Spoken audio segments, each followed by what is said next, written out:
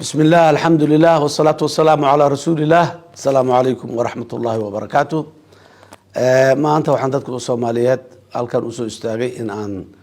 ku bogaadiyo farxadda wanaaga ay xusuusta mudan ee ay leedahay maalintii rasuulkeena calayhi salaatu wassalaam oo dhashay mawliidkii waaye maanta hay-adaha dawladda oo waa la fasaxay qaanuunka dalkan ka mid tahay maalinta mawliidka maalin fasax inay tahay public holiday waxa afka qalaad lagu yiraahdo marka dadka Soomaaliyeed meel kasta joogaan kuwa shaqada fasaxa ka ah kuwa kalaba waa ugu hambalyeynayna waana ku bogaadinaynaa maanta oo kale waa maalin xusuus mudan farxad mudan maantii uu dhashay rasuulkeena subhanahu alayhi salatu wassalaam waaye maanta waa maalinta ugu muhiimsan oo inaan soo xasuusana ay tahay akhlaaqiyadkii dhaqankii subhanahu maxaan ku iraahdaa tawjiihintii ummadda muslimiinta uu hayay diintii oo ilaahay ku soo dejiyay rasuulkeena calayhi salaam quraan kariimka ah iyo rasuulka intuu joogay hoggaankiisa subhana iyo dadku inaan xusno ka sheekeyno ka hadalno isxasuusino maalin mudan waay nabi maxamed calayhi salaatu wassalaam muddadii oo ummadda uu noolaa adduunyada uu joogay maalintii maxaan ku iraahday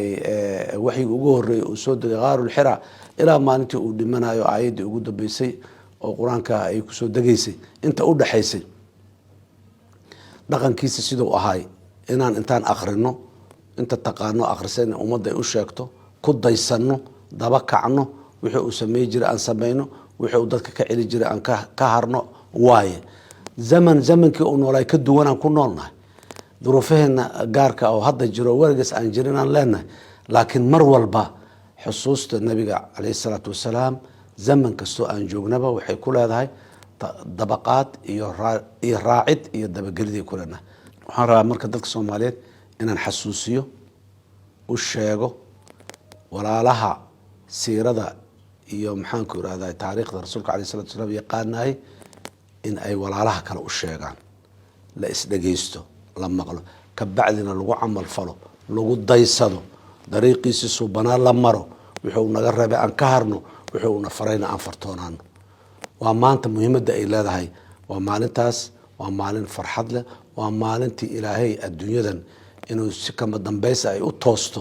oo ilaahay oo muxuu ahaa awaamirtiisa iyo wanaagiisa uu ku soo degay naxariistiisa ay ku timiday naxariistaas maanta kala bilaabatay oo rasuulka dhalashadiisa ka soo bilaabatay inaan ku faraxno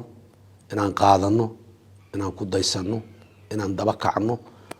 ayaa waajib nagu wada dhamaanteen dadka Soomaaliyeed meel kasta oo jooga u hambalyeynaya fursadan laga faa'iideysto fursad tacliimeed fursad xasuusin fursad tarbiya awlaadeena aan ku tarbiyeen waaye fursadda waxa ay leedahay aan uga faa'iideysanahay hadii aan leeyahay aad iyo aad u mahadsantihiin wassalaamu calaykum waraxmatullaahi wabarakaatuh